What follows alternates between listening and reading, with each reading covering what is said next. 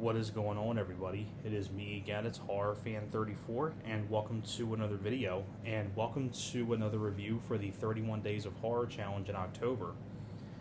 Now we are getting on to the second to last day of the challenge. Can't believe it's getting to the end.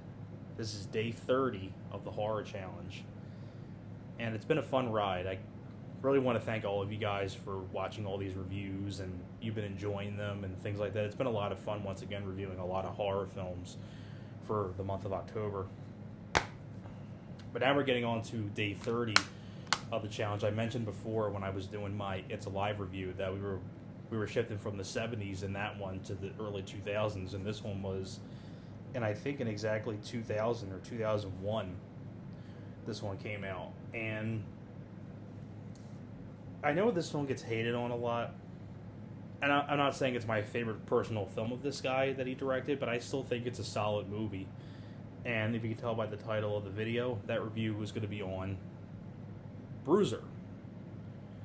Meet the new face of terror. But yes, Bruiser, this is pretty much the unspoken of George Romero movie. Like I said, it came out in 2001. And now George Romero, going into him as a director, George Romero, I really do enjoy George Romero as a director.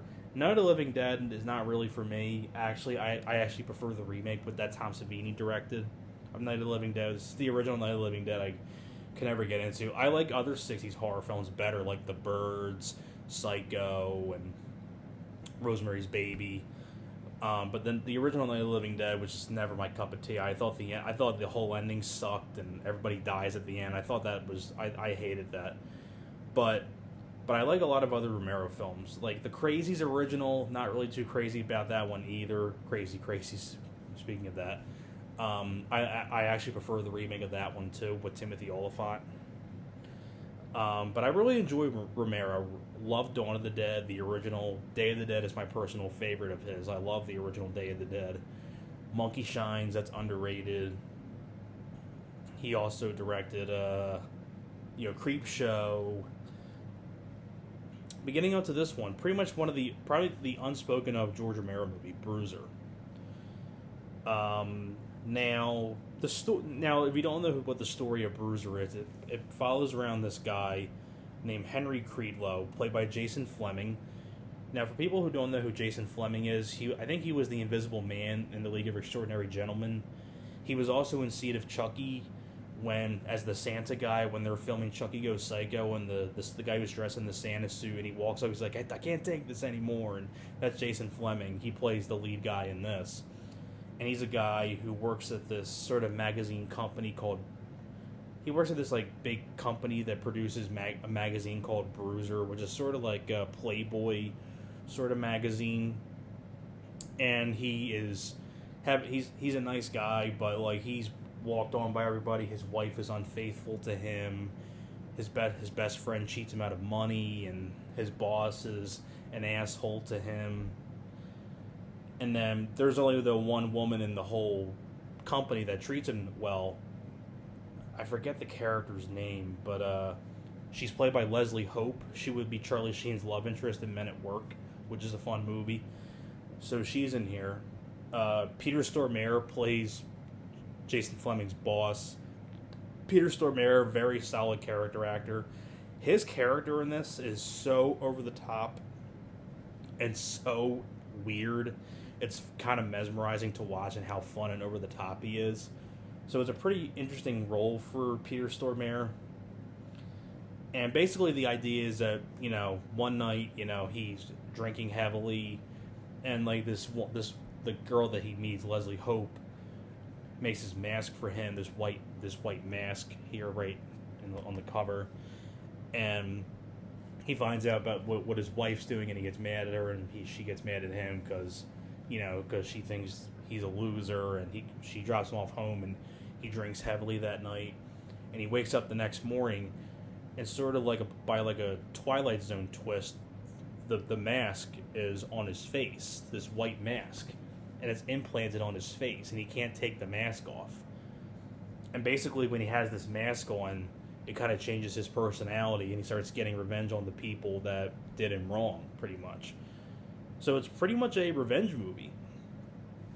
And that's pretty much the entire premise of the movie. First off, I really like the cast in here. Jason Fleming as Henry Creedlow. I really like Jason Fleming in this. He was likable. You felt sorry for this poor guy. Peter Stormare, like I said, very weird, over-the-top character that he plays, playing the boss of the company. Just very weird. He's actually the one that's cheating on the wife of Jason Fleming, is cheating on him with Peter Stormare. So Leslie Hope does a good job. And also in here, you have a cop in here played by Tom Atkins. Yeah, Tom Atkins from the original Fog and Halloween 3 and Lethal Weapon and Night of the Creeps, Maniac Cop, a lot of other stuff. He's actually the main cop in the film who's investigating all these murders that Jason Fleming's doing, but he doesn't know that he's doing them. And he gets some very, very grisly deaths in here. Like, there's a moment when Jason Fleming first finds out that the mask is on him and his house is being renovated and still getting repairs done, and then his maid comes by, so he's hiding somewhere and he's spying on her, and he finally realizes that his maid has been stealing money from him, going through his wallets and drawers and in his house and stealing jewelry and money. He confronts her because she's has this big bag full of stuff that she's stealing things in. He takes the bag from her and just beats her to death and smacks her across the face with the jewelry and all that stuff and kills her. I'll tell you, the way he kills his wife is very bizarre too, and very insane. Where when Leslie Hope, before him actually, Leslie Hope goes to the company and finds Peter Stormare and Jason Fleming's wife pretty much having an affair in the office. And when Peter Stormare is trying to chase Leslie Hope out of there, try to save his butt, Jason Fleming's wife stays behind, and Jason Fleming confronts her and just takes the telephone cord and wraps it around her neck and throws her out the window from this, I don't know how many stories high it was, but she goes flying out the window and she hangs from the telephone cord. And even the moment when he kills his best friend at this tennis club, because he realizes his friend has been stealing money from his accounts and things like that. And it comes to this whole point too, where it gets to this whole disco party in the third act, when Peter Stormare dies a really weird way with these strobe lights. And I'm not going to get into it, but it's kind of a unique death, I would say. Very unique. I've never seen anything like that before. But yeah, I mean, this is,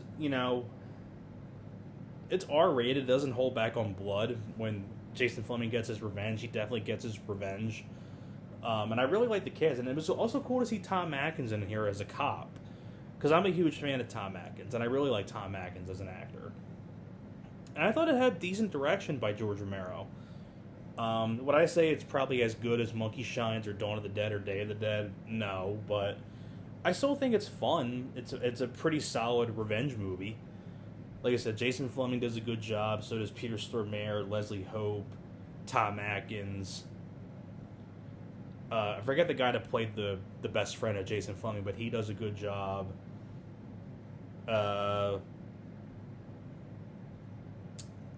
And Donald Rubinstein, who did the musical score, did a pretty decent job on the score. And overall, this is a very solid revenge movie that I highly recommend that you check out if you haven't seen it. But I think Bruiser's pretty solid, even though it does get hated on a lot. But I happen to think it's a solid movie. But that's pretty much it for my review for Bruiser. Thank you very much for watching, and I will see you guys next time.